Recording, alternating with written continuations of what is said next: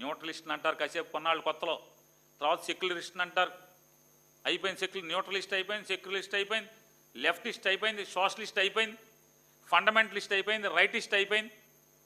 ఇప్పుడు నిన్న మొన్న చెప్తున్నారు యూనివర్సలిస్ట్ అని. మీ భావజాలం యూనివర్సలిజం అంటున్నారు. అంటే ఇన్ని లిస్టులు అయిపోయి చివరికి ఇంకేం మిగిలినాయో మరి.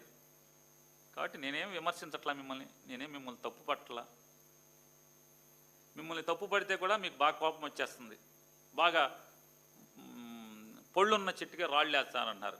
నాకైతే పళ్ళేం కనపడతలే మీ చెట్టుకి. మీ చెట్టుకి నాకేం పళ్ళు కనపడట్లా మీ మీద రాళ్ళు వేయటానికి. మరి మీరు సర్దుకున్నారా? కార్యకర్తలను సర్దుకోమంటున్నారు, జన సైనికులను సర్దుకోమన్నారు, మీరు సర్దుకోలేదుగా. మీ అన్నయ్య గారికి మంత్రి పదవి ఇస్తానని లెటర్ ప్యాడ్ మీద తీసుకున్నారు, మీరు ఎమ్మెల్సీని చేశారు మీ అన్నయ్య గారిని. మరి సర్దుకోవాలి కదా. కార్యకర్తలను సర్దుకోమంటున్నారు. ఇక వాళ్ళు ఎంతసేపు జెండా మోయటం అని మీరు ముందు చెప్పారు కదా, మోసి మోసి మోసి ఆ జెండా మోసి, ఈ జెండా మోసి, కమ్యూనిస్ట్ జెండా మోసి, తెలుగుదేశం జెండా మోసి, బీజేపీ జెండా మోసి, బీఎస్పీ జెండా మోసి, సిపిఐ జెండా, సిపిఎం జెండా, మళ్ళీ తెలుగుదేశం జెండా, మళ్ళీ బీజేపీ జెండా, ఇంకెన్ని జెండాలు మోసి మోసి వాళ్ళ కాయలు కాసిపోతున్నాయి. మహారాష్ట్ర వెళ్తేనేమో అక్కడ ఇంకెవడెవడో జెండా, మళ్ళీ తమిళనాడు వెళ్తే ఇంకెవడో జెండా. సర్దుకోవచ్చు కదా అని అడుగుతున్నాను. ఎందుకు సర్దుకోరు? కార్యకర్తలే సర్దుకోవాలి. మీరు అనుభవించాలి, మీరు ఎంజాయ్ చేయాలి, మీరు మాత్రం బాగా ఊరేగాలి.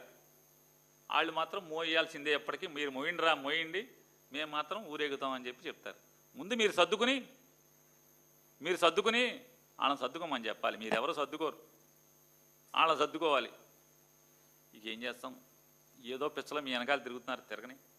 ఆ పిచ్చ దిగే రోజు, ఆ మత్తు దిగే రోజు రాబోయే రోజుల్లో అన్నీ వస్తాయి, అన్నీ చూసుకుంటాం. మీ 100% strike rate, 100% reverse strike rate మీ కళ్ళతో మీరే చూస్తారు, ప్రజలే చూపిస్తారని కూడా చెప్తూ